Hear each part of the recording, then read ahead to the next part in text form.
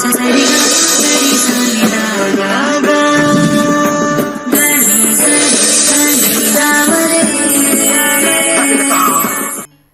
ವೀಕ್ಷಕರೇ, ನೀವು ನೋಡ್ತಾ ಇದ್ದೀರಾ ಕರ್ನಾಟಕ ನ್ಯೂಸ್ ಬೀಟ್ನ ವಿಶೇಷ ನಕ್ಷತ್ರ ನಾಡಿ ಜ್ಯೋತಿಷ್ಯ ನೇರ ಪ್ರಸಾರ ಕಾರ್ಯಕ್ರಮಕ್ಕೆ ಪ್ರೀತಿಯ ಸ್ವಾಗತ. ನಾನು ಕೀರ್ತಿ ನಾರಾಯಣ್. ಎಸ್ ವೀಕ್ಷಕರೇ, ಇವತ್ತಿನ ನಕ್ಷತ್ರ ನಾಡಿ ವಿಶೇಷ ಕಾರ್ಯಕ್ರಮದಲ್ಲಿ ನಮ್ಮೊಟ್ಟಿಗೆ ಸಂಖ್ಯಾಶಾಸ್ತ್ರ ಜೊತೆಗೆ ಆಸ್ಟ್ರೋ ಪ್ಲಾನೆಟ್ ಜೊತೆಗೆ ಜ್ಯೋತಿಷ್ಯದ ಬಗ್ಗೆ ಒಂದಷ್ಟು ಮಾಹಿತಿಯನ್ನು ಕೊಡೋದಕ್ಕೆ ನಮ್ಮೊಟ್ಟಿಗಿದ್ದಾರೆ ಡಾಕ್ಟರ್ ಪಂಡಿತ್ ದಿನೇಶ್ ಗುರುಜಿಯವರು. ಮೊದಲಿಗೆ ಗುರುಗಳನ್ನ ಕಾರ್ಯಕ್ರಮಕ್ಕೆ ಬರಮಾಡ್ಕೊಳ್ಳೋಣ. ಗುರುಗಳೇ, ಕಾರ್ಯಕ್ರಮಕ್ಕೆ ಪ್ರೀತಿಯ ಸ್ವಾಗತ. ಓಂ ಶ್ರೀ ಗುರುಭ್ಯೋ ನಮಃ. ಹರಿ ಓಂ. ಜ್ಞಾನಾನಂದಮಯಂ ದೇವಂ ನಿರ್ಮಲಸ್ಫಟಿಕಾಕೃತಿಂ ಆಧಾರಾಂ ಸರ್ವವಿದ್ಯಾನಾಂ ಹಯಗ್ರೀವ ಉಪಾಸ್ಮಹೆ. ಓಂ ನಮೋ ಭಗವತೆ ವಾಸುದೇವಾಯ. ಓಂ ನಮೋ ನಾರಾಯಣಾಯ. ನಮಸ್ಕಾರ.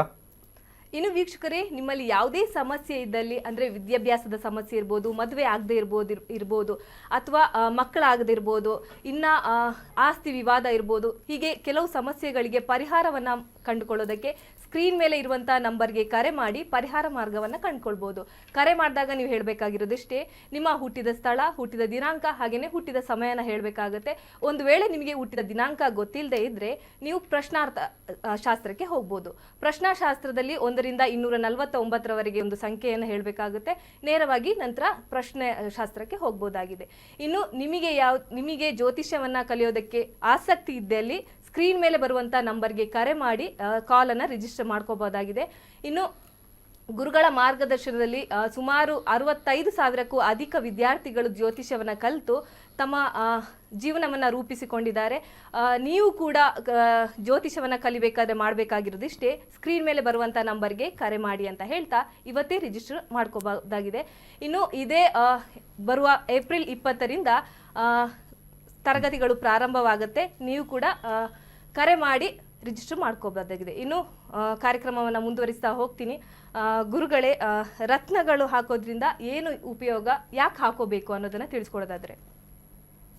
ನೋಡಿ, ಪ್ರತಿಯೊಂದು ಮನುಷ್ಯನೂ ಒಂದು ಶಕ್ತಿ ಕೇಂದ್ರ ಅಂತ ಹೇಳ್ತೀವಿ. ಹುಟ್ಟಿದಾಗ ಮಗುವಿಂದ ಹಿಡಿದು ಯೌವನದ ಸ್ಥಿತಿ ಬಂದಾಗ ಶಕ್ತಿ ನಮಗೆ ಜಾಸ್ತಿ ಬರ್ತಕ್ಕಂಥದ್ದು ಯೌವನದಲ್ಲಿ. ಹಾಗೆ ಆ ಶಕ್ತಿ ಕುಗ್ಗುತ್ತೆ. ಇದನ್ನು ನಾವು ಬಯೋ ಎಲೆಕ್ಟ್ರಿಕ್ ಎನರ್ಜಿ ಅಂತ ನಮ್ಮ ಬಾಡಿಲೂ ಗೊತ್ತಾಗುತ್ತೆ. ನಾವು ಸರಿಯಾಗಿ ನಿದ್ದೆ ಮಾಡಿಲ್ಲದೆ ಇದ್ದಾಗ ಯಾರನ್ನಾರು ಇನ್ನೊಬ್ಬರನ್ನ ವ್ಯಕ್ತಿನ ಮುಟ್ಟಿದಾಗ ಶಾಕ್ ಹೊಡಿಯುತ್ತೆ. ತುಂಬ ಜನಕ್ಕೆ ಇದು ಅನುಭವ ಆಗಿರುತ್ತೆ. ಯಾರ್ದಾರು ಮುಟ್ಟಿದಾಗ ಏನೋ ಒಂದು ಸ್ವಲ್ಪ ಸರಿಯಾಗಿ ಮುಟ್ಟಿರಲ್ಲ, ಶಾಕ್ ಹೊಡಿಯುತ್ತೆ ಲೈಟಾಗಿ. ಅದನ್ನು ಸ್ಟ್ಯಾಟಿಕ್ ಅಂತ ನಾವು ಕರಿತೀವಿ. ಸೊ ಪ್ರತಿಯೊಬ್ಬ ಮನುಷ್ಯನಲ್ಲೂ ಕೂಡ ಸ್ಟ್ಯಾಟಿಕ್ ಎನರ್ಜಿ ಇರ್ತಕ್ಕಂಥದ್ದು. ಗುರುಗಳ ಒಂದು ಕರೆ ಸಿದ್ಧವಾಗಿದೆ, ತೊಗೊಂಬೋಣ, ಆಮೇಲೆ ಮಾತಾಡ್ತಾ ಹೋಗೋಣ. Hello. Hello sir. Hello. Hello sir. ಅಮ್ಮ, ಎಲ್ಲಿಂದ ಕಾಲ್ ಮಾಡ್ತಿದ್ದೀರಾ? ಕಲಬುರಗಿ. ಓಕೆ, ನಿಮ್ಮ ಹುಟ್ಟಿದ ದಿನಾಂಕ, ಹುಟ್ಟಿದ ಸ್ಥಳ ಹೇಳಿ. ಗುರುಗಳಿದ್ದಾರೆ. 19 ಜನವರಿ 2002. 19 ಜನವರಿ 2002. ಗುರುಗಳಿದ್ದಾರೆ, ಮಾತಾಡ್ಬೋದು. ನೋಡಮ್ಮ, 19 ಜನವರಿ ಆದಮೇಲೆ ಟೈಮ್ ಆಫ್ ಬರ್ತ್ ಹೇಳಿ, ಮತ್ತು ಪ್ಲೇಸ್ ಆಫ್ ಬರ್ತ್ ಹೇಳಿ. ಯಾಕೆ ಮಲಗಿದ್ದೀರಾ, ಇನ್ನೂ ಎದ್ದಿಲ್ವ ಉಗಾದಿ ಮುಗಿಸ್ಕೊಂಡು? ಸ್ವಲ್ಪ ಬೇಗ ಹೇಳಿದ್ರೆ ಕರೆ ತೊಗೊಳ್ತೀನಿ, ಇಲ್ಲ ಅಂದರೆ ನಾನು ಮಾತಾಡ್ಕೊಂಡು ಹೋಗ್ತೀನಿ. ನೀವು ನನಗೆ ರೆಸ್ಪೆಕ್ಟ್ ಕೊಡಬೇಕು ಅಂದರೆ ಬೇಗ ಮುಗಿಸ್ಬೇಕು. 4 ಗಂಟೆ 15 ನಿಮಿಷ ಸಂಜೆ. 4 ಗಂಟೆ 15 ನಿಮಿಷ ಸಂಜೆ. ಹುಟ್ಟಿದ ಊರು ಯಾವುದಮ್ಮ? ಕಮಲಾಪುರ, ಅಂದರೆ ಗುಲ್ಬರ್ಗ ಡಿಸ್ಟ್ರಿಕ್ಟ್. ಗುಲ್ಬರ್ಗ. ಪ್ರಶ್ನೆ ಕೇಳಿ. ಸರ್, ನಾನು ಪ್ರೈವೇಟ್ ಕಂಪ್ನಿ ಮಾಡಬೇಕಾ ಅಥವಾ ಗೌರ್ಮೆಂಟ್ ಜಾಬ್ ಮಾಡಬೇಕಂತ ಕನ್ಫ್ಯೂಷನ್ ಅಲ್ಲಿದ್ದೀನಿ ಸರ್. ಓಕೆ, ಈಗ ನಿಮಗೆ 24 ವಯಸ್ಸಾಯಿತು, 25 ಆಯಿತು, ಕರೆಕ್ಟಾ? ಏನು ಎಜುಕೇಷನ್ ಮಾಡಿದ್ದೀರಾ? ನಾನು ಫಸ್ಟ್ BSc ಮೇಲೆ MC ಅಂತ ಕಂಪ್ಯೂಟರ್ ಮೇಲೆ ಮಾಡಿದ್ದೀನಿ ಸರ್. ಈಗ ನಿಮಗೆ ಬುಧ ದೇಶ ಬಂದ್ಬಿಟ್ಟು 2028 ಏಪ್ರಿಲ್ವರೆಗೂ ಇದೆ. 2028 ಏಪ್ರಿಲ್ವರೆಗೂ ಮಾತ್ರ ನಿಮಗೆ ಗೌರ್ಮೆಂಟ್ ವಿಚಾರದಲ್ಲಿ ಪ್ರಯತ್ನ ಮಾಡ್ಬೋದು. ಗೌರ್ಮೆಂಟ್ಗೆ ಬೇಕಾಗಿರ್ತಕ್ಕಂಥ 10ನೇ ಮನೆ ಚಂದ್ರ ಇರೋದ್ರಿಂದ ನಿಮಗೆ ಗೌರ್ಮೆಂಟ್ ಉದ್ಯೋಗ ಸಿಗ್ತಕ್ಕಂಥದ್ದು 3 ವರ್ಷದಲ್ಲಿ ಖಂಡಿತ ಇದೆ ಅಂತ ತೋರಿಸ್ತಾ ಇದೆ. ಅದನ್ನು ಬಲಯುತ ಮಾಡಬೇಕು ಅಂತಂದರೆ ಬಲಗೈ ಉಂಗುರದ ಬೆರಳಿಗೆ ಒಂದು ಪರ್ಲ್, ಬಸರಾ ಪರ್ಲ್ ಅಂತ ನಮ್ಮ ಆಫೀಸಲ್ಲಿ ಸಿಗುತ್ತೆ. ಅದನ್ನು ಧರಿಸ್ಕೊಳ್ಳಿ. ಅದ್ರ ಜೊತೆಗೆ 3 ಮುಖದ ರುದ್ರಾಕ್ಷಿ ಹಾಕ್ಕೊಳ್ಳಿ. ಮಂತ್ರ ಪಠನೆ ಓಂ ಸೋಂ ಸೋಮಾಯ ನಮಃ ಅಂತ ಯಥೇಚ್ಛವಾಗಿ ಹೇಳಿ, ಖಂಡಿತ ಸಕ್ಸಸ್ ಆಗುತ್ತೆ.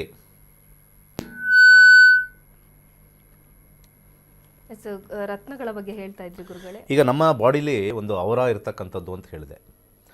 ಅದೇ ಥರ ನಮ್ಮ ರತ್ನಗಳಲ್ಲೂ ಕೂಡ ಒಂದು ಕೆಮಿಕಲ್ ಕಾಂಪೋಸಿಷನ್ ಅದಿರೋದು. ಈಗ ಅರಳು ಅಂತಂದರೆ ಅದರೊಳಗೆ ಏನಿದೆ, ಕೆಮಿಕಲ್ ಕಾಂಪೋಸಿಷನ್ನೇ ಇರೋದು. ಸೋಡಿಯಂ ಇರ್ತಕ್ಕಂಥದ್ದು ಅಥವಾ ಈ ಪೊಟ್ಯಾಷಿಯಮ್ ಇರ್ತಕ್ಕಂಥದ್ದು ಅಂತ ನಾವೇನು ಹೇಳ್ತೀವಿ, ಅದೇ ಥರ beryllium, boron, carbon, nitrogen, oxygen, ಈ ರೀತಿಯಾಗಿರ್ತಕ್ಕಂಥ ಮಿಶ್ರಣ, ಕಾರ್ಬನ್ ಇವೆಲ್ಲ ಮಿಶ್ರಣ ಆಗಿರ್ತಕ್ಕಂಥದ್ದು ಇದೆ. ತಗೊಂಡು ಹಲೋ ಹಾಂ ಹೇಳಿ.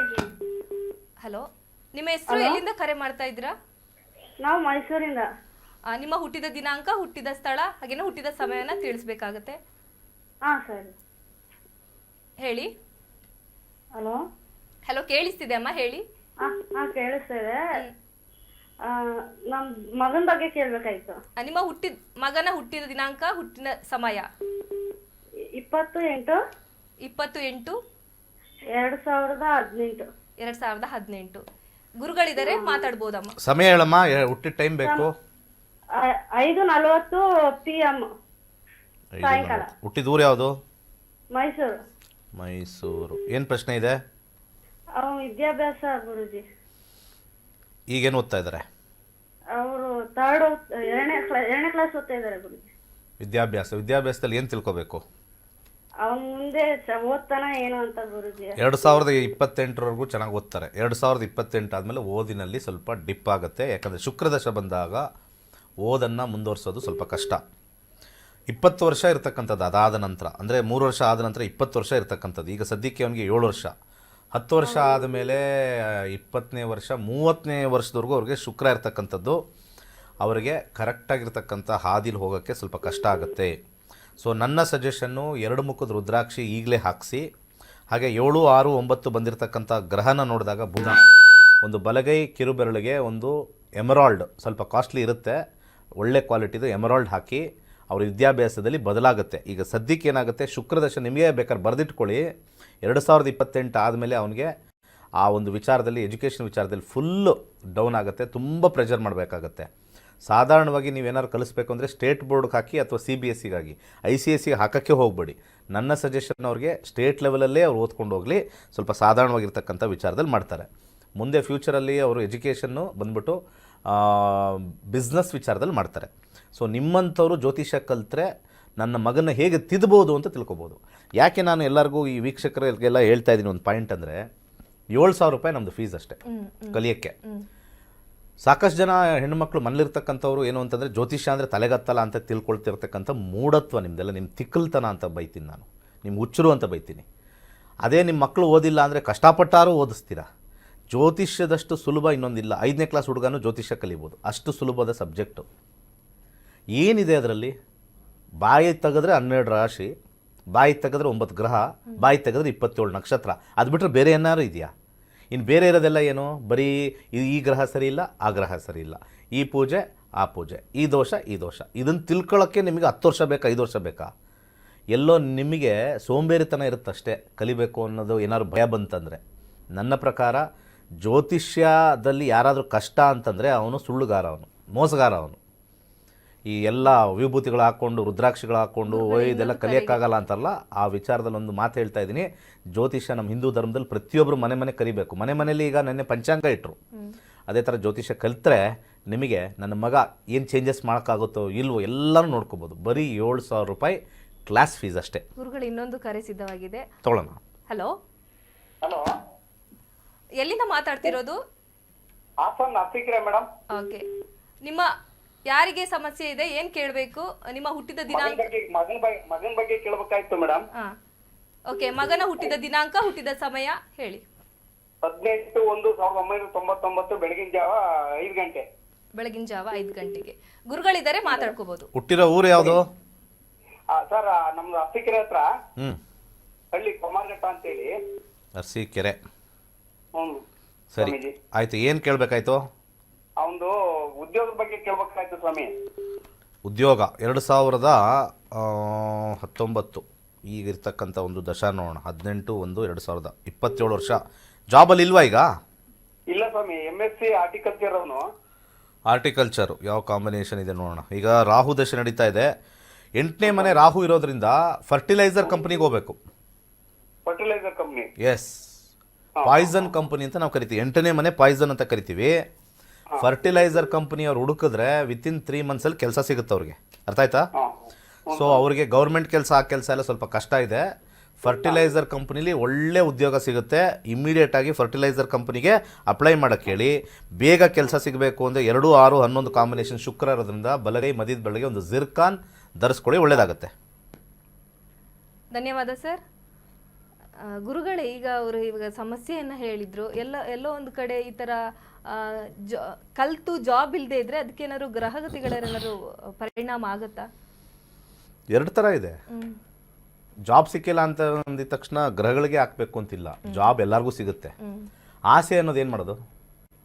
ನಾನು ಓದಿದ್ದೀನಿ MSc, ನನಗೆ 50,000 ಬಂದ್ರೇ ಹೋಗೋದು, 10,000 ಬಂದರೆ ಹೋಗಲ್ಲ, 15,000 ಬಂದರೆ ಹೋಗಲ್ಲ ಅನ್ನೋರೇ ಜಾಸ್ತಿ ಇದೆ. ಅಂಥವ್ರಿಗೇನು ಮಾಡಲ್ಲ. ಯಾವ ಗ್ರಹನೂ ಕೆಟ್ಟದ್ದು ಮಾಡಲ್ಲ.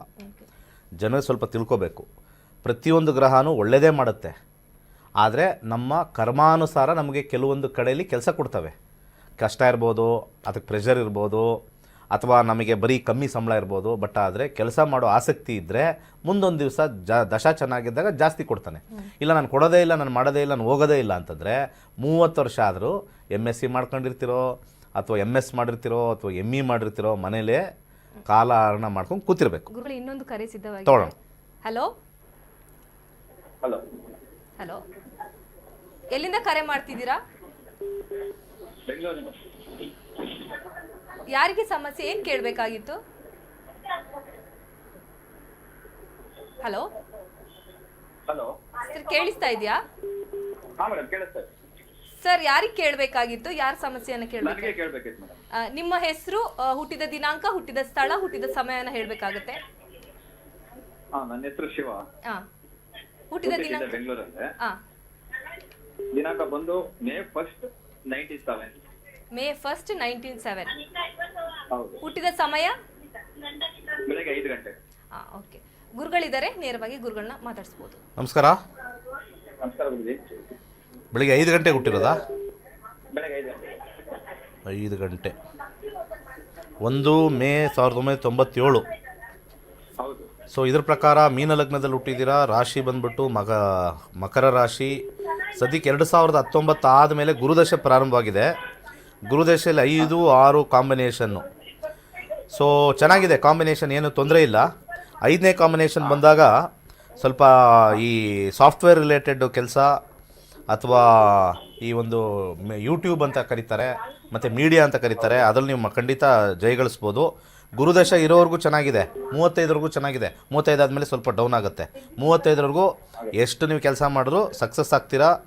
5, 8, 9 ಇರ್ತಕ್ಕಂಥ ಮಂಗಳ 3 ಮುಖದ ರುದ್ರಾಕ್ಷಿ ಹಾಕ್ಕೊಳ್ಳಿ. ಬಲಗೈ ತೋರ್ ಬೆಳಗ್ಗೆ ಎಲ್ಲೋ ಸಫೈರ್ ಹಾಕ್ಕೊಳ್ಳಿ. ಸ್ಯಾಲ್ರೀಸು ಕೆಲಸ ಜಾಸ್ತಿ ಬರುತ್ತೆ. ಒಳ್ಳೆಯದಾಗಲಿ. ಧನ್ಯವಾದ ಕರೆ ಮಾಡಿದ್ದಕ್ಕೆ. ಸೊ ಹಾಗೆ ನಾವು ಇದ್ರ ಬಗ್ಗೆ ಮಾತಾಡ್ತಾ ಇದ್ವಿ, ಅದು ರತ್ನಗಳ ಬಗ್ಗೆ.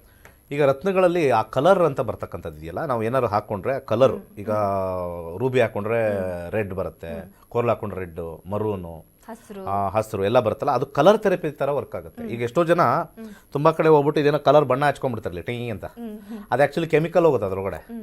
ಅರ್ಥ ಮಾಡ್ಕೋಬೇಕು. ತುಂಬ ಜನ ಏನು ಸ್ಕೆಚ್ ಪೆನ್ನೆಲ್ಲ ಹಾಕ್ಕೊಳ್ತಾರೆ. ಎಲ್ಲ ಸ್ಕಿನ್ನಲ್ಲೂ ಕೂಡ ಹಸ್ತದಲ್ಲಿ ಸ್ವಲ್ಪ ರಂಧ್ರಗಳಿರುತ್ತೆ. ಯಾವಾಗ ನಾವು ಕಲರ್ ಥೆರಪಿ ಹಾಕ್ಕೊಳ್ತೀವಿ ಸ್ವಲ್ಪ ಎಡಿಬಲ್ ಕಲರ್ ಹಾಕ್ಕೋಬೇಕು.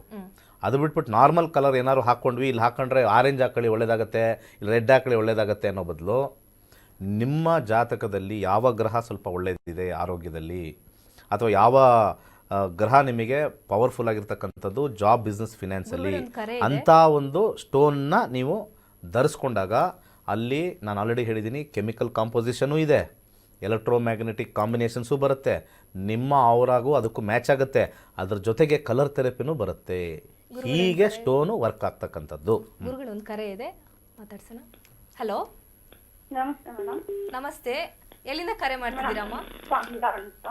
ಕೆಂಪಳ್ಳಿ, ಹಾಂ, ದಾಬಸ್ಪೇಟೆ. ಯಾರ ಬಗ್ಗೆ ಕೇಳಬೇಕಾಗಿತ್ತು? ಮಗಳ ಬಗ್ಗೆ ಮೇಡಮ್. ಮಗಳ ಹೆಸರು, ಮಗಳ ಹುಟ್ಟಿದ ದಿನಾಂಕ, ಹುಟ್ಟಿದ ಸಮಯ? ಮಗಳ ಹಿತೈಷಿ ನಾಯಕ ಅಂತ. ಹಿತೈಷಿ. ಹಲೋ ಹಲೋ, 5 ಗಂಟೆ 47 ನಿಮಿಷ. ಈಗ ಹುಟ್ಟಿದ ದಿನಾಂಕ ಹೇಳ್ಬೇಕಾಗತ್ತೆ. 2/2004. 2/2/2004. ಹಾ ಮೇಡಮ್ 4-2. 4/2/2004. ಹಾ ಮೇಡಮ್. ಗುರುಗಳಿದ್ದಾರೆ, ಮಾತಾಡ್ಬೋದು. ಹುಟ್ಟಿದ ಟೈಮ್ ಎಷ್ಟು? 5:47 ಬುಧವಾರ ಸಾಯಂಕಾಲ. 42. 47 ನಿಮಿಷ. 5:47. ಹುಟ್ಟಿದ ಊರು ಯಾವುದು? Dabaspete sir, hospital. ದಾಬಾಸ್ಪೇಟೆ. ದಾಬಸ್ಪೇಟೆ. ಹಾ ಸರ್. ಏನು ಕೇಳಬೇಕಾಯ್ತು? ಎಜುಕೇಷನ್ ಮಾಡ್ತಾ ಇದ್ರಲ್ವಾ? ಹಾ ಸರ್, MSc ಮಾಡ್ತಿದ್ದಾಳೆ ಮೈಸೂರಲ್ಲಿ. ಮುಂದೆ PhD ಮಾಡ್ಬೇಕು ಅಂತಿದ್ದಾಳೆ. ಗೌರ್ಮೆಂಟ್ ಜಾಬ್ಗಳು ಗೌರ್ಮೆಂಟ್ ಅವ್ರಿಗೆ ದುಡ್ಡು ಕೊಡ್ತಾ ಇಲ್ಲ ಒಬ್ರಿಗೂ. ಅದು ಯಾಕೆ ಗೌರ್ಮೆಂಟ್ ಇಂದ ಬಿದ್ದಿರಿ ನೀವೆಲ್ಲ? ಸರ್ ಟ್ರೈ ಮಾಡೋದ. 10 ವರ್ಷ ಆದಮೇಲೆ ಗೌರ್ಮೆಂಟ್ ಕೆಲಸ ಯಾರಿಗೂ ಸಿಗಲ್ಲ. ಗೌರ್ಮೆಂಟ್ ಅವರೆಲ್ಲ ಭಿಕ್ಷೆ ಬಿಡೋ ಪರಿಸ್ಥಿತಿ. ನನ್ನ ಗ್ರಹಗತಿಗಳು ಚಾಲೆಂಜ್ ಮಾಡ್ತೀನಿ, ಯಾರ್ಯಾರು ಗೌರ್ಮೆಂಟ್ ಕೆಲಸಕ್ಕೆ ಹೋಗ್ತೀರಾ ಇನ್ನು 10 ವರ್ಷ ಆದಮೇಲೆ ಸಂಬಳಗಳು ಬರಲ್ಲ, ಗೌರ್ಮೆಂಟ್ ಕ್ಲೋಸ್ ಎಲ್ಲ ಆಗ್ಬಿಡುತ್ತೆ 10 ವರ್ಷ ಆದಮೇಲೆ. ಇವತ್ತು ಬರೆದಿಟ್ಕೊಳ್ಳಿ, 10 ವರ್ಷ ಆದಮೇಲೆ ನಾನು ನಿಮಗೆ ಹೇಳ್ತಾ ಇಲ್ಲ, ಜನಗಳು ಯಾರು ಗೌರ್ಮೆಂಟ್ ಹಿಂದೆ ಬಿದ್ದವ್ರಲ್ಲ ಅವ್ರಿಗೆ ಸ್ವಲ್ಪ ಬುದ್ಧಿ ಹೇಳ್ತಾ ಇದ್ದೀನಿ. 10 ವರ್ಷ ಆದಮೇಲೆ ಯಾರ್ಯಾರು 10ನೇ ಮನೆಗೆ ಹೋಗ್ತಿರೋ ನೀವೆಲ್ಲ ಹಾಳು ಮಾಡ್ಕೋತಾ ಇದ್ದೀರಾ. ಯಾಕಂದರೆ 10 ಇಯರ್ಸ್ ಆದಮೇಲೆ ಕಂಪ್ಲೀಟ್ಲಿ ಪ್ರೈವೇಟೈಸೇಷನ್ ಆಗುತ್ತೆ. ಗೌರ್ಮೆಂಟಲ್ಲಿರೋರಿಗೆಲ್ಲ ಟಿಕೆಟ್ ಕೊಡ್ತಾರೆ, ಯಾವುದೋ ಕೆಲಸ ಮಾಡಿರ್ತೀವಿ. 10 ವರ್ಷ ಆದಮೇಲೆ ಗೌರ್ಮೆಂಟಲ್ಲಿ ಇರ್ತಕ್ಕಂಥವ್ರಿಗೆಲ್ಲ ನರಕ ಯಾತನೆ ಬರೆದಿಟ್ಕೊಳ್ಳಿ. ಅವಾಗೇನು ಚೇಂಜ್ ಮಾಡೋಕ್ಕಾಗಲ್ಲ. ಅದಕ್ಕೆ ಆಪ್ಷನ್ 2 ಇಟ್ಕೊಳ್ಳಿ. PhD ಮಾಡ್ತದ, ಗೌರ್ಮೆಂಟ್ ಜಾಬ್ ಟ್ರೈ ಮಾಡೋದ. ನಿಮ್ಗೆ ಏನಾದರೂ ನಿಮ್ಮ ತಲೆಯಲ್ಲಿ ಸಗಣಿ ತುಂಬಿದೆ, ನಗರಿ ಚೆನ್ನಾಗಿ. ನನಗೇನಿಲ್ಲ, ನಾನು ಸೀರಿಯಸ್ ಆಗಿದ್ದೀನಿ, ಲೈಫ್ ಬಗ್ಗೆ ಮಾತಾಡ್ತಾ ಇದ್ದೀನಿ. ಅವ್ರು ನಗ್ತಾವ್ರೆ. ಇಲ್ಲ ಸರ್, ನಿಮ್ಮ ತಲೆ ಒಂದು ಗುರುಗಳ ಹತ್ರ ಮಾತಾಡೋ ಒಂದು ವಿಚಾರನೂ ಗೊತ್ತಿಲ್ಲ. ಏನಾದ್ರು ಮಾಡಿಸ್ಕೊಳ್ಳಿ, ನಿಮ್ಗೆ ಗೊತ್ತಿಲ್ಲ. ಈಗ ನಾನು ಹೇಳ್ತಕ್ಕಂಥದ್ದು ಶನಿ ದಶೆ ನಡೀತಾ ಇದೆ. 10 ವರ್ಷ ಆದಮೇಲೆ ಸಮಸ್ಯೆ ಆಗುತ್ತೆ. ಅಷ್ಟೊಂದು ಓದ್ಕೊಂಡು ಒಂದು ಲೈನಲ್ಲಿ ಇದ್ಕೊಂಡು ಸಮಸ್ಯೆ ಚೇಂಜ್ ಮಾಡ್ಕೋಬೇಡಿ ಅಂತ ಹೇಳ್ತಾ ಇದ್ದೀನಿ. ರಾಹು 10ನೇ ಮನೇಲಿರೋದ್ರಿಂದ ರಿಸರ್ಚ್ ಸೈಡು ಆರಾಮಾಗಿ ಹೋಗ್ಬೋದು, ನನ್ನ ಸಜೆಷನ್ನು. ಹಾಗೆ 8 ಮುಖದ ರುದ್ರಾಕ್ಷಿ ಹಾಕಿ, ಒಂದು ಬಲಗೈ ಮಧ್ಯದ ಬೆರಳಿಗೆ ಒಂದು ಬ್ಲೂ ಸಫೈರ್ ಹಾಕಿ, ಸೌತ್ ಆಫ್ರಿಕನ್ ಬ್ಲೂ ಸಫೈರ್ ಹಾಕಿ, ಸ್ವಲ್ಪ ಬದಲಾಗುತ್ತೆ. ಈ ಶನಿ ದಶೆ ಇರ್ತಕ್ಕಂಥದ್ದು 2027 ಮುಗಿದೋಗುತ್ತೆ. ನೆಕ್ಸ್ಟ್ ಬುಧ ಬರ್ತಾನೆ. ಬುಧನ ಕಾಂಬಿನೇಷನಲ್ಲಿ ಸ್ಟ್ರಾಂಗ್ ಇಲ್ಲ ಗೌರ್ಮೆಂಟ್ ಜಾಬು. ಸೊ ಅದಕ್ಕೋಸ್ಕರ ನೀವು ಗೌರ್ಮೆಂಟ್ ಜಾಬೇ ಬೇಕು ಅಂದರೆ ತಗೊಳ್ಳಿ. ಆದರೆ ಮುಂದಿನ ದಿವಸ ಅವ್ರಿಗೆ ಬೇಜಾರಾಗ್ಬಿಡುತ್ತೆ ಗೌರ್ಮೆಂಟ್ ಕೆಲಸ ಯಾಕಾರು ಸೇರಿದ್ನು ಅಂತ. ಸೊ ಯಾರು, ನನ್ನ ಒಂದು ಸಜೆಷನ್ನು, ಯಾರು ಜಾತಕ ಕೇಳಬೇಕು ಆ ವ್ಯಕ್ತಿ ಜಾತಕ ಕೇಳಿದ್ರೆ ಚೆನ್ನಾಗಿರುತ್ತೆ. ಸಾಮಾನ್ಯವಾಗಿ ಏನಾಗ್ಬಿಟ್ಟಿದೆ ಈಗ, ಈ MSc ಓದ್ಬಿಟ್ಟು ತಲೆ ಮೇಲೆ ಕಿರೀಟ ಬಂದುಬಿಟ್ಟಿರುತ್ತೆ. BE ಓದಿರೋರು, MS ಓದಿರೋರು. ನಿಮ್ಮ ಜಾತಕ ಕೇಳಬೇಕಾ? ನೀವೇ ಕೇಳಿ. ನಿಮ್ಮ ತಂದೆ, ನಿಮ್ಮ ತಾಯಿ ಕೇಳೋದು ಒಂಥರ ನಮಗೇನಾಗುತ್ತೆ, ಇಲ್ಲಿ ಅವ್ರಿಗೇನೋ ಆಸೆ ಇರುತ್ತೆ, ಕೇಳೋರ್ಗೇನೋ ಆಸೆ ಇರುತ್ತೆ, ಒಂದಕ್ಕೊಂದು ಟ್ಯಾಲಿನೇ ಆಗಲ್ಲ. ಯಾವಾಗಲೂ ನಿಮ್ಮ ಮಕ್ಕಳು, ಫ್ಯಾಮಿಲಿ ಯಾರಿರ್ತಾರೆ ಮನೇಲಿ, ತಂದೆ ತಾಯಿಗಳು, ನೀನೇ ಕಾಲ್ ಮಾಡಿಕೊಡ್ತೀನಿ, ನಿನ್ನ ಕೇಳ್ಕೊ, ನಿನ್ನ ಜೀವನ ಕೇಳ್ಕೊ ಅಂತ ಹೇಳಿ ಕರೆಕ್ಟಾಗಿ ಸೈಂಟಿಫಿಕ್ ಆಗಿ ಹೇಳ್ತೀವಿ. ಇನ್ನು ಗುರುಗಳೇ, ಒಂದು ಚಿಕ್ಕದಾದ VT, ಸ್ಪೆಷಲ್ VT ಇದೆ, ನೋಡ್ಕೊಂಬರೋಣ. ಕೈಲಾಶ್ ಯಂತ್ರವು ಪುರಾತನವಾದ, ಪ್ರಾಚೀನವಾದ, ಅತ್ಯಂತ ಶಕ್ತಿಶಾಲಿಯಾದ ಯಂತ್ರವಾಗಿದೆ.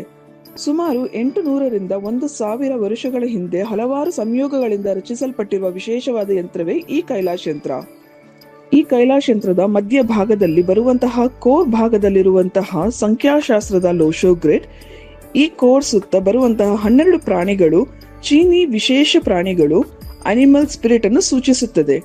ಅದರ ಸುತ್ತ ಇರುವಂತಹ ವಿಶೇಷವಾಗಿರುವಂತಹ ಮಂತ್ರ, ಅದರ ಸುತ್ತ 4 ಅಂಶಗಳಾದ ಓಂ, ಸ್ವಸ್ತಿಕ್, ತ್ರಿಶೂಲದ ಶಿವನ ಅಂಶದಿಂದ ದಿಗ್ಬಂಧನವಾಗಿದೆ. ಈ ಕೈಲಾಶ್ ಯಂತ್ರದಲ್ಲಿ ಬರುವಂತಹ ಮಂತ್ರವನ್ನು ಪ್ರತಿ ಸೋಮವಾರ 108 ಬಾರಿ ಜಪಿಸುವುದರಿಂದ ಮತ್ತು ಕೆಂಪು ಹೂಗಳಿಂದ ಪೂಜಿಸುವುದರಿಂದ ಹೆಚ್ಚಿನ ಧನಾತ್ಮಕ ಶಕ್ತಿಯನ್ನು ಪಡೆಯುವುದರ ಜೊತೆಗೆ ಜೀವನದಲ್ಲಿ ನೆಮ್ಮದಿ, ಹಣಕಾಸು, ಆರೋಗ್ಯ, ವಿದ್ಯಾಭ್ಯಾಸದಲ್ಲಿ ಯಶಸ್ಸನ್ನು ಗಳಿಸಬಹುದಾಗಿದೆ. ಈ ಯಂತ್ರಕ್ಕಾಗಿ ಇಂದೇ ನಮ್ಮ ನಕ್ಷತ್ರ ನಾಡಿ ತಂಡವನ್ನು ಸಂಪರ್ಕಿಸಿ. ಧನ್ಯವಾದಗಳು.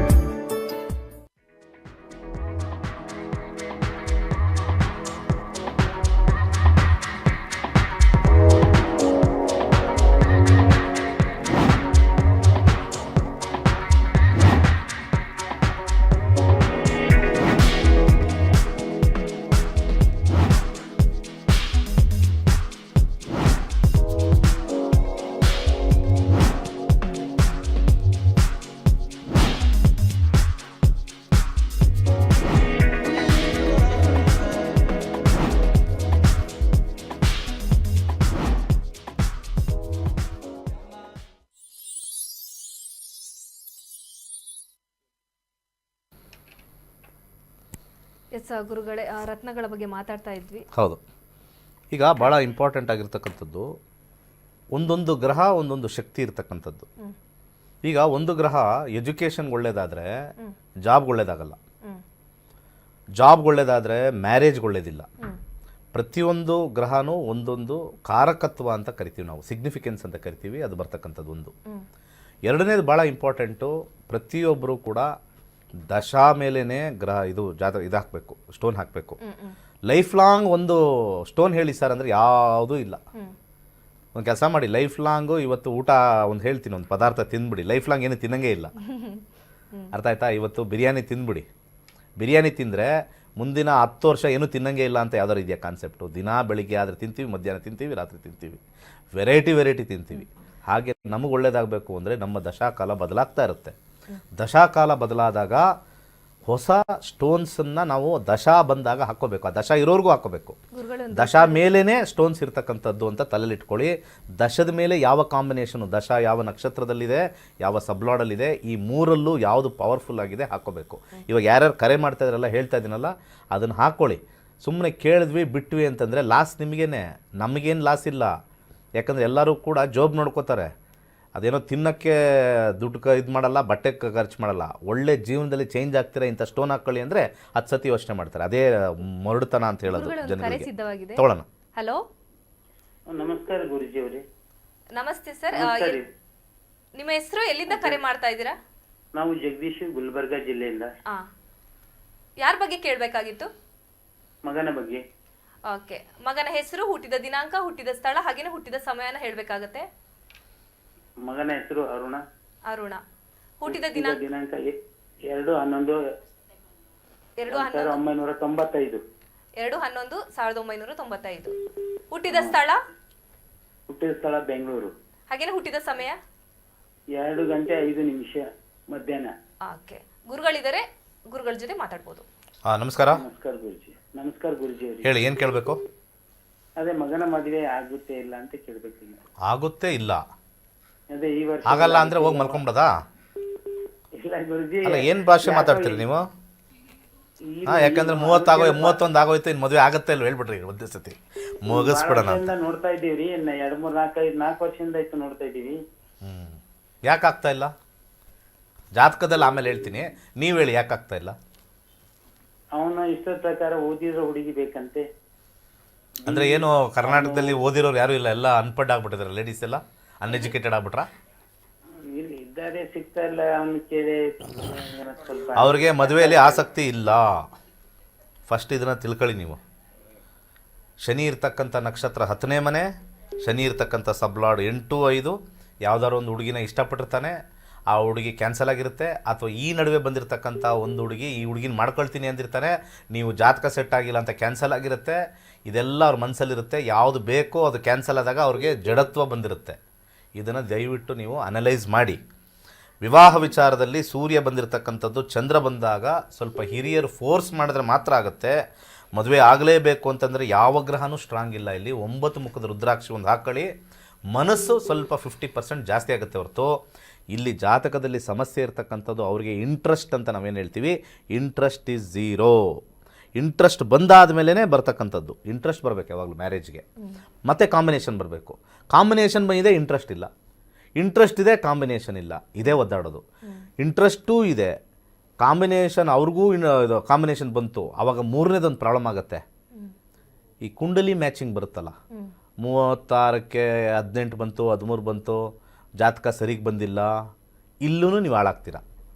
ಮಾರ್ಕೆಟಲ್ಲಿರ್ತಕ್ಕಂಥ ಯಾರು ಈ ಜ್ಯೋತಿಷ್ಯ ಹೇಳ್ಕೊಂಡು ಕೂತಿದಾರಲ್ಲ, ಅವ್ರಿಗೆ ಜ್ಯೋತಿಷ್ಯನೇ ಗೊತ್ತಿಲ್ಲ. ದಶಾ ಮೇಲೆ ಡಿಸೈಡ್ ಮಾಡಬೇಕು.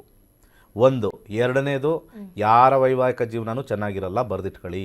ಇನ್ನೊಂದು ಕರೆಸಿದ್ದಾರೆ, ಯಾರ ವೈವಾಹಿಕ ಜೀವನನೂ ಕೂಡ ಚೆನ್ನಾಗಿರಲ್ಲ. ಹಾಗಿದ್ರೆ ಏನು ಸರ್, ಚೆನ್ನಾಗಿದಾರಲ್ಲ, ಬದುಕ್ತಾ ಇರಲ್ಲ? ಎರಡೇ ವಿಚಾರ ಮಾಡ್ತಾ ಇರೋದು. ಒಂದು ರೆಸ್ಪೆಕ್ಟ್ ಕೊಡ್ತಾ ಇದ್ದಾರೆ, ಇನ್ನೊಂದು ಕಾಂಪ್ರಮೈಸ್. ರೆಸ್ಪೆಕ್ಟು ಕಾಂಪ್ರಮೈಸಿಂದ ಓಡ್ತಾ ಇದೆ ಹೊರತು ದಶಾ ಮೇಲೆ ಓಡ್ತಾ ಇದೆ ಅಂದರೆ ಎಲ್ಲ ಕಿತ್ತೋಗೋದೆ, ಎಲ್ಲ ಕೋರ್ಟಲ್ಲಿ ಇರ್ತಾರೆ. 100/100% ಯಾರ್ದಾರು ಕೇಳ್ಕೊಳ್ಳಿ, ನಮ್ಮ ಮದುವೆಯಲ್ಲಿ ನಾವು ಸೂಪರಾಗಿದ್ದೀವಿ ಅಂತ. ದಿನ ಬೆಳಗ್ಗೆ ಆದರೆ ಗಲಾಟೆ, ಏನು ಮಾಡೋದು? ಕಾಂಪ್ರಮೈಸ್ ಮಾಡ್ಕೊಂಡು ಹೋಗೋದು. ಜ್ಯೋತಿಷ್ಯದಲ್ಲಿ ವಿವಾಹ ಯಾವತ್ತೂ ಕೂಡ ಹೊಂದಾಣಿಕೆ ಆಗ್ತಕ್ಕಂಥದ್ದು ಇಲ್ಲೆಲ್ಲೂ ಇಲ್ಲ, ಭೂಮಿ ಮೇಲೆ ಇಲ್ಲ, ಮೇಲಿರ್ಬೋದು ಅಷ್ಟೇ, ಸತ್ತ ಮೇಲೆ. ಗುರುಗಳು ಇನ್ನೊಂದು ಕರೆಸಿದ್ದಾರೆ, ತಗೊಳ್ಳೋಣ. ಹಲೋ ಹಲೋ ಸರ್, ನಿಮ್ಮ ಹೆಸರು? ಪುನೀತ್. ಕುಣಿಗಲಿಂದ ಸುರೇಶ್ ಅಂತ. ಕುಣಿಗಲಿಂದ ಸುರೇಶ್. ಹೌದು ದೀಕ್ಷಾ, ನನ್ನ ಮಗಳು ದೀಕ್ಷಾ ಅಂತ ಕೇಳ್ಬೇಕಾಯ್ತು ಸರ್. ಓಕೆ, ಅವರ ಹುಟ್ಟಿದ ದಿನಾಂಕ, ಹುಟ್ಟಿದ ಸ್ಥಳ, ಹಾಗೇನೆ ಹುಟ್ಟಿದ ಸಮಯ. 11/2/2010 ಬೆಳಗಿನ ಜಾವ 4:39ಕ್ಕೆ ಹುಟ್ಟಿದ ಮಂಗಳವಾರ ಸ್ಥಳ, ಹುಟ್ಟಿರೋದು. ಹುಟ್ಟಿದ ಸ್ಥಳ ಕುಣಿಗಲ್. ಓಕೆ, ಗುರುಗಳಿದ್ದಾರೆ, ನೇರವಾಗಿ ಮಾತಾಡ್ಕೊಬಹುದು. ನಮಸ್ಕಾರ, ಹೇಳಿ ಏನು ಪ್ರಶ್ನೆ ಇತ್ತು? ದೀಕ್ಷಾ ನಮ್ಮ ಮಗಳದ್ದು ಎಜುಕೇಶನ್ ಯಾವ ರೀತಿ ಇದೆ ಅಂತ. ಈಗ ಸದ್ಯಕ್ಕೆ 15 ವರ್ಷ, 9ನೇ ಕ್ಲಾಸಾ 10ನೇ ಕ್ಲಾಸಾ? ಈ ಸೆಕೆಂಡ್ ಪಿ ಯು ಸಿ ಕೊಟ್ಟೋಗಿದ್ದಾರೆ. 16 ವರ್ಷ, ಸಾರಿ. ಚಂದ್ರ 2030 ಚಂದ್ರ 2 ಚೆನ್ನಾಗಿದೆ, ಪರವಾಗಿಲ್ಲ. ಮೆಡಿಕಲ್ ಟ್ರೈ ಮಾಡೋಂಗಿದ್ರೆ ಮಾಡಿ, ಸೆಕೆಂಡ್ ಆಪ್ಷನಲ್ಲಿ ಇಂಜಿನಿಯರಿಂಗ್ ಟ್ರೈ ಮಾಡೋಂಗಿದ್ರೆ ಮಾಡಿ. ಮೆಡಿಕಲ್ ಸಿಗ್ತಕ್ಕಂಥ ಚಾನ್ಸಸ್ಸು ಆಯುರ್ವೇದ ಆಗಿರ್ಬೋದು, ಹೋಮಿಯೋಪತಿ ಆಗಿರ್ಬೋದು, ಸೈನ್ಸ್ ತಗೊಂಡಿದ್ರೆ ನಾನು ಹೇಳ್ತಾ ಇರೋದು. ಹೋಮಿಯೋಪತಿ ಆಗಿರ್ಬೋದು, ನ್ಯಾಚುರಲ್. ಏನು ಹೇಳಿ? PCMB ತಗೊಂಡಿದ್ದಾರೆ. ಬಿ ಅಂದರೆ ಬಯಾಲಜಿನೇ ತಾನೆ? ಸೈನ್ಸ್. ಹೌದೌದು. ಹಾಂ, ನೀಟ್ ಬರ್ಸುತ್ತೀರಾ ಇಲ್ವಾ? ಅದು ನೀಟ್ಗೋಸ್ಕರ ಹಾಕಿದ್ವಿ ಸರ್. ನೀಟ್ಗೋಸ್ಕರ ನಾನು ಹೇಳ್ತಾ ಇರೋದು ನಿಮಗೆ, ನೀವು ಕೇಳೋಕ್ಕಿಂತ ಮುಂಚೆ. ನೀಟ್ನ ನೀಟಾಗಿ ಬರ್ಸಿ, ಸಿಗ್ತಕ್ಕಂಥ ಚಾನ್ಸಸ್ಸು 70% ಇದೆ. ಅರ್ಥ ಆಯ್ತಾ? 2, 5, 6, 10 ಕಾಂಬಿನೇಷನ್. ಶುಕ್ರನ ಒಂದು ನಕ್ಷತ್ರದಲ್ಲಿ ಬಂದಿರೋದ್ರಿಂದ 6 ಮುಖದ ರುದ್ರಾಕ್ಷಿ ಹಾಕಿ, ಲಕ್ಷ್ಮೀ ದೇವಸ್ಥಾನ ಇದ್ದರೆ ಲಕ್ಷ್ಮೀ ದೇವಸ್ಥಾನ ಕರ್ಕೊಂಡು ಹೋಗಿ ಬನ್ನಿ. ಸಕ್ಸಸ್ಸು ಮೆಡಿಕಲ್ ಸಿಗ್ತಕ್ಕಂಥದ್ದು ಇದೆ. ಒಳ್ಳೆಯದಾಗಲಿ.